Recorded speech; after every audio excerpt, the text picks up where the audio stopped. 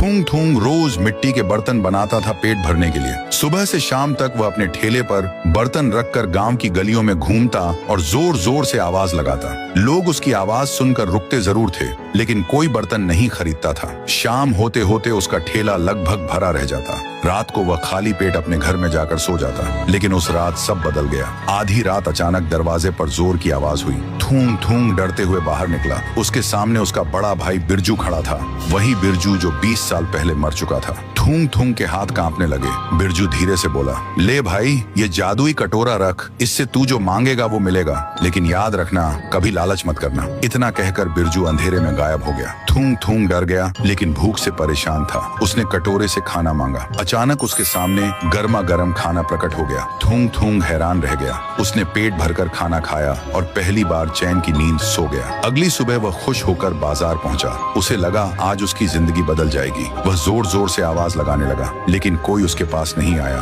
तभी गांव का अमीर आदमी पुष्पा वहां आया। उसने थूंग थूंग को देखा और जोर जोर से हंसने लगा। अरे गरीब, तू ये मिट्टी के बर्तन बेचकर अमीर बनेगा। तेरी किस्मत में गरीबी ही लिखी है। पूरा बाजार हंसने लगा। थूंग थूंग का चेहरा उतर गया। उसी रात उसने गुस्से में कटोरे से सोना मांगा। अचानक उसके सामने सोने के सिक्कों का ढेर लग गया। थूंग थूंग खुशी से पागल हो गया। अगले दिन उसने गांव वालों को दावत दी। अब वही लोग उसके आगे पीछे घूमने लगे जो पहले उसका मजाक उड़ाते थे। लेकिन तीसरे दिन रात को अचानक कटोरे से अजीब आवाज आने लगी। कटोरा अपने आप हिलने लगा। थूंग थूंग डर गया। तभी कटोरे के अंदर से उसका भाई आया और बोला, मैंने तुझे लालच न करने को कहा था। लेकिन इस बार थूंग थूंग समझ चुका था कि लालच ने उसकी जिंदगी बर्बाद की है। उसने कटोरे को उठाया और नदी में फेंकने चला गया। जैसे ही उसने कटोरा पानी में फेंका, पीछे से वही आवाज आई, अब तू बदल गया है भाई।